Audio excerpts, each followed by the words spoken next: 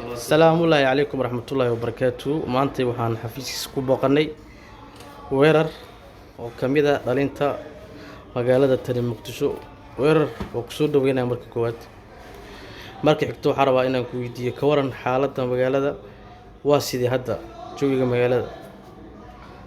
waa mahadsan tahay shaaficiyow niyahow halkan waxaan ka salaamayaa dhammaan ummadda Soomaaliyeed.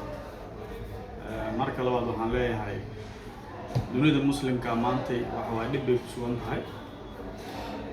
waan xasuusanaa walaalaheen Falastiin waxa ay u geysanayaan yuhuudda Israa'iil iyo xulfadeeda oo Mareykan iyo ay la halmaa dadka waxyaalaha la halmaa ay dhibayaan. marka waxaan leenahay walaaleen meeshan oo duceynaynaa idinkana aamiin noo dhah in ilaahay ka qaado cadowga iyo culayska saaran. haddaan u soo noqdo su-aasha ay weydiisay oo ahayd bal isbedelada waddanka iyo xaaladihiisa. niyahow waa sax waddanka isbedel weyn baa ka muuqda ilaa xad oon ognahay madaxweynihii qaranku inuu micnaha gacanna waddankii oo ku dhisayo oo dhaqaalihiisii iyo maxay ahayd horumarkii iyo waxyaalihii kale oo gacan ku hayo. midda midigna oo kula dagaalamayo nimankii ayaga ahaay maantay ayaga dartood waddankeenu saan ugu burbursan yahay, saan ugu halaysan yahay, saan dadkeenu ugu dhimanayaan. dhaqaalihii yaraa intii ka dambeeyay 2000 dadku soo korayeen maalin walba qarax iyo bakti inta ku xiraan waddankii hoos u sii ridaya iyo dhismihiisii burburkiisa. okay waa kartay waxaan kala ku weydiinaa magaalada waxyaabo badan aan isla dhexmara oo xagga waxbarashada ah.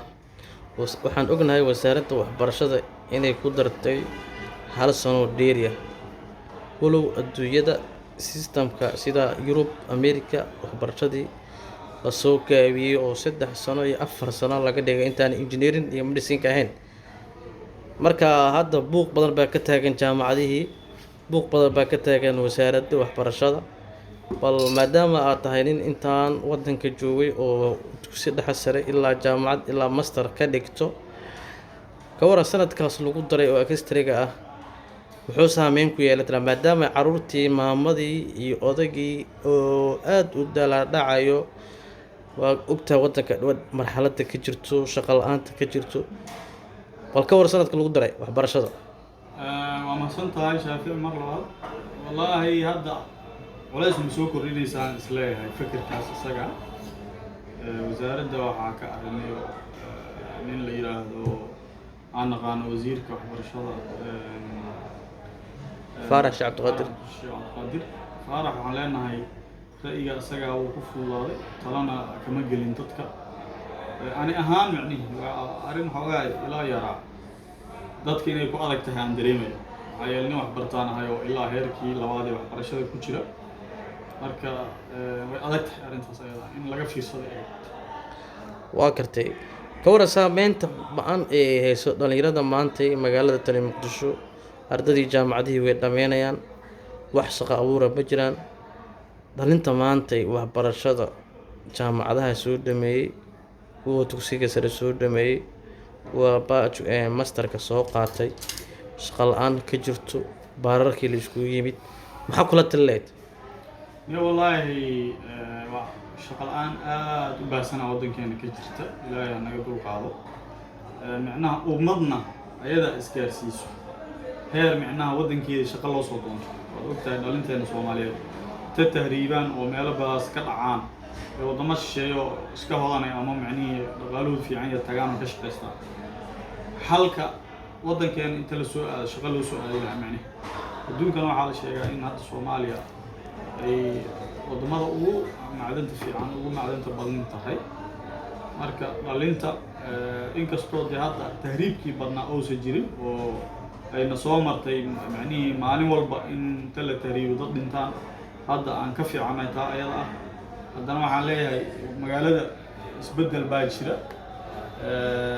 shaqa abuuraa jira. maalin walba waxaa arkay maqaayad la furayo, waxaad arkaysaa dukaan la furayo, waxaad arkaysaa carwo la furayo, waxaad arkaysaa mool la furayo, waxaad arkaysaa supermarket weyn oo kuwii waddamadaas oo lasoo guuriyey oo la furayo dhalinta meelaha ka shaqaysato waxbaa wax lagu gaara. okay marka ma kaafi karaas leedahay waxyaabahaas oo hadda waddanka la fura sida moolalka maqaayadaha sida aad sheegayso dhalinyarada dad wax bartay ma kula tahay nin jaamacad soo dhameeyey in oo meel carwa inuu imaado sayli noqdo wax iibiyo ma kaafinaas leedahay Wallahi dee waxbaa lagu gaaraa waxaan isleeyahay ilaa xad reerka noloshiisa way ku filnaa kartaa laakiin mustaqbalkiisa kuma filna marka wadada yartaana midda weyn lagu gaaraa macnaha. okay dadka ku dhageysanayo ama ku daawanayo maxaa maanta kula talileed haddii aad lahayd madax gobol golaha wasiirada xildhibaan madaxweyne aqoon-yahan waxgarad siyaasi maxaa kula talileed maadaama dhalinyaradii maanta waddanka aan aragno ee gidaarada dhooban yihiin maxaa ku talileed niyahow horta aqoon-yahan waan ahay inta kaloo aad sheegtana waan gaari doonaa insha allahu tacaala dhalinta maanta waxaan kula talinayaa nin walbo faca hay ahaydee falfal mar lahayd صح ku gaar heer walbo aad ku gaari karto qaab walbo aad ku gaari karto laakiin hay ahaydee nimanka ayaga ee waddankeena farti la qaadi lahaaba ayaga dartood dhib u jiro ha laga soo wada horjeesto midkii maxay ahaydee hiil iyo hooba macnaha ama kii dagaalka aadi lahay ama kii dhaqaale bixi lahay ama kii afkiisa hay ahaydee ugala qayb qaada lahay dhalintahay waddankiina Soomaaliya adinkoo idiin baahan yahay inaad u hiilisaan way madaxweynaha in lagu fiirsado maaha ciidanka qaranka in lagu fiirsado maaha waa cid walba oo Soomaaliya oo dhiig leh waa inuu ka dhiibiyo arrinta ayada mas'uuliyadda ka saaran oo qaato ama santa aad ku maad